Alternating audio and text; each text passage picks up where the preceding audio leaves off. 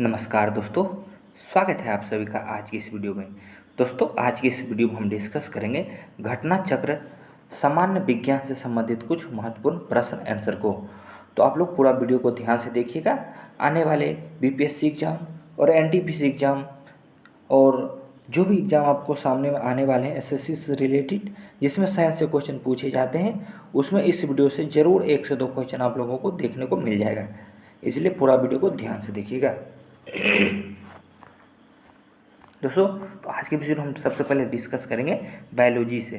दोस्तों, क्योंकि हर एक एग्जाम आप लोग देखे होंगे कि बायोलॉजी से कुछ ज़्यादा ही क्वेश्चन पूछा जाता है, तो आज हम लोग बायोलॉजी के विभिन्न शाखाओं के बारे में जानेंगे। दोस्तों, सबसे पहले हम लोग बात करेंगे जूलॉजी के बारे में। तो जूलॉजी किसे कहते हैं, यानी कि विभिन्न प्रकार के जंतुओं के बारे में जिसमें हम लोग विस्तृत अध्ययन करते हैं, उसको जूलॉजी कहा जाता है। उसके बाद आता है बॉटनी। दोस्तों, बॉटनी का मतलब हो गया कि जिस प्रकार के विभिन्न पादपों व उसके क्रियाकलापों का अध्ययन करते हैं उसको बॉटनी कहते हैं, यानी कि जिसमें पेड़ पौधों से संबंधित अध्ययन करेंगे उसको हम लोग क्या कहेंगे, बॉटनी कहेंगे। उसके बाद आता है पैलियोबायोलॉजी, यानी कि जीवाश्म की, जिसमें जीव जंतु और पादपों के जीवाश्म का अध्ययन किया जाता है, उसी को हम लोग क्या कहते हैं, पैलियोबायोलॉजी। उसके बाद आता है दोस्तों पैलियोबॉटनी, जिसमें हम लोग क्या करेंगे, पादप जीवाश्मों का अध्ययन करेंगे, उसमें हम लोग क्या कहेंगे, पैलियोबॉटनी। उसके बाद आता है इकोलॉजी। तो इकोलॉजी किसे कहते हैं दोस्तों, तो सजीवों पर उनके चारों ओर पर्यावरण के प्रभाव जिस पर पड़ता है उसको हम लोग क्या कहते हैं, इकोलॉजी। उसके बाद आता है जेनेटिक्स, जीवों के आनुवंशिक लक्षणों तथा इसकी वंशगति का अध्ययन जिसमें हम लोग करते हैं उसको कहते हैं जेनेटिक्स। उसके बाद आता है फिजियोलॉजी, यानी कि शरीर के विभिन्न भागों के कार्यों तथा कार्य विधियों का जिसमें हम लोग अध्ययन करते हैं उसको क्या कहते हैं, फिजियोलॉजी।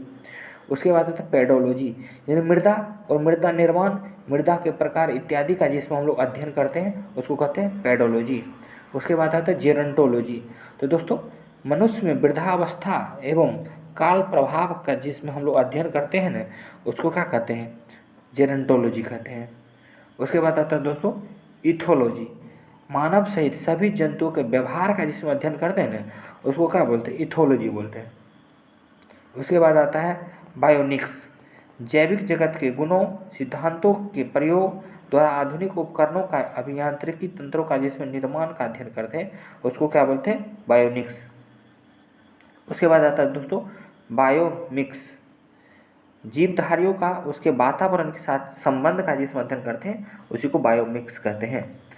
उसके बाद देखिए दोस्तों, अगला टॉपिक क्या है, अगला है हमारा मायोलॉजी। तो मनुष्य की पेशियों का जिसमें हम लोग अध्ययन करते हैं उसको मायोलॉजी कहते हैं। उसके बाद आता है मैमेलॉजी, यानी जिसमें हम लोग मैमिलिया यानी कि स्तनधारियों से संबंधित जंतुओं का अध्ययन करते हैं उसको हम लोग क्या कहेंगे, मैमियोलॉजी। उसके बाद आता है बायोनोमी, यानी जीवन के नियमों से संबंधित जिसमें अध्ययन करेंगे उसको क्या बोलेंगे, बायोनोमी। उसके बाद आता है बायोमेट्री, यानी गणित एवं सांख्यिकी की तकनीकों के द्वारा जीव जंतु का जिसमें हम लोग अध्ययन करते हैं उसको क्या बोलेंगे, बायोमेट्री। उसके बाद आता है दोस्तों फ्रेनोलॉजी, यानी मस्तिष्क के विभिन्न भागों का क्रियाशीलता का जिसमें हम लोग अध्ययन करते हैं उसको क्या बोलेंगे, फ्रेनोलॉजी। उसके बाद आता है एंथोलॉजी, यानी फूलों का अध्ययन जिसमें करते हैं उसको बोलते हैं एंथोलॉजी। उसके बाद आता है एग्रोएस्ट्रोलॉजी, यानी घास से संबंधित जिसमें हम लोग अध्ययन करेंगे घास से, उसको बोलेंगे एग्रोएस्ट्रोलॉजी। उसके बाद आता है पेलिनोलॉजी, विभिन्न प्रकार के पराग कणों का जिसमें अध्ययन करते हैं उसको बोलते हैं पेलिनोलॉजी। उसके बाद आता है ऑन्कोलॉजी। तो दोस्तों, आप लोग ये क्वेश्चन बार बार देख चुके होंगे कि कैंसर से संबंधित या ट्यूमर का जिसमें अध्ययन किया जाता है उसको बोलते हैं ऑन्कोलॉजी। उसके बाद आता है टेरोलॉजी, यानी शारीरिक विकास में आने वाली असमानताओं का जिसमें अध्ययन करते हैं उसको बोलते हैं टेरोलॉजी। उसके बाद आता है दोस्तों कंट्रोलॉजी, यानी उपास्यों से संबंधित जिसमें अध्ययन करते हैं उसको बोलते हैं कंट्रोलॉजी। उसके बाद आता है दोस्तों ऑस्टियोलॉजी, यानी हड्डियों का जिसमें अध्ययन करते हैं यानी कि अस्थियों का अध्ययन, उसी को बोलते हैं ऑस्टियोलॉजी। उसके बाद आता है सेरोलॉजी, यानी कि रुधिर सीरम का वैज्ञानिक अध्ययन जिसमें किया जाता है उसको बोलते हैं सेरोलॉजी। उसके बाद आता है हेमेटोलॉजी, जिसमें ब्लड का अध्ययन किया जाता है यानी रुधिर का, उसको बोलते हैं हेमेटोलॉजी। उसके बाद आता है दोस्तों न्यूरोलॉजी, तो तंत्रिका तंत्र से संबंधित अध्ययन जिसमें करते हैं उसको बोलते हैं न्यूरोलॉजी। उसके बाद देखिए दोस्तों तो लिथोट्रैप्सी, यानी एक चिकित्सकीय प्रक्रिया है जिसमें गुर्दे, पित्ताशय, मूत्राशय की थैली में स्थित पत्थरी को तोड़कर मरीज का इलाज किया जाता है, उसको क्या बोलते हैं? लिथोट्रिप्सी बोला जाता है। उसके बाद आता है पैथोलॉजी, रोगों की प्रवृत्ति, लक्षणों और कारकों का जिसमें अध्ययन किया जाता है उसको क्या बोलते हैं? पैथोलॉजी। आप लोग जांच करवाने जाते होंगे तो बोलता होगा फलाना लैब में चले जाइए, यानी कि वहाँ पे क्या होता है? पैथोलॉजी उसको बोला जाता है, यानी कि ब्लड पेशाब का जिसमें हम लोग जाँच करवाते हैं उसको पैथोलॉजी कहते हैं।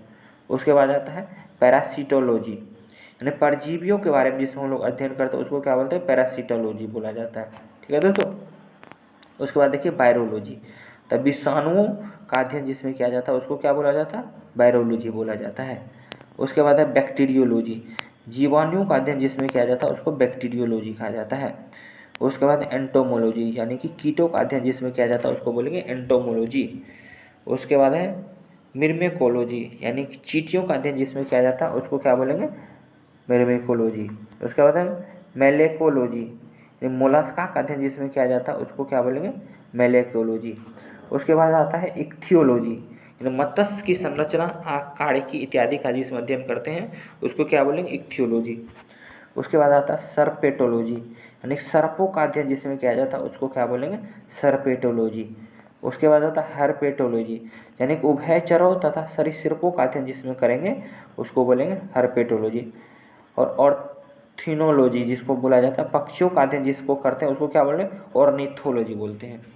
उसके बाद आता है डर्मेटोलॉजी, यानी कि दोस्तों त्वचा से संबंधित जिसमें अध्ययन किया जाता है उसको क्या बोलते हैं? डर्मेटोलॉजी। उसके बाद आता है ट्रोफोलॉजी, यानी पोषण एवं पोषण विधियों का अध्ययन जिसमें करेंगे उसको क्या बोलेंगे? ट्रोफोलॉजी। उसके बाद आता है टेटोलॉजी, यानी कि उपार्जित लक्षणों का अध्ययन जिसमें करते हैं उसी को क्या बोलते हैं?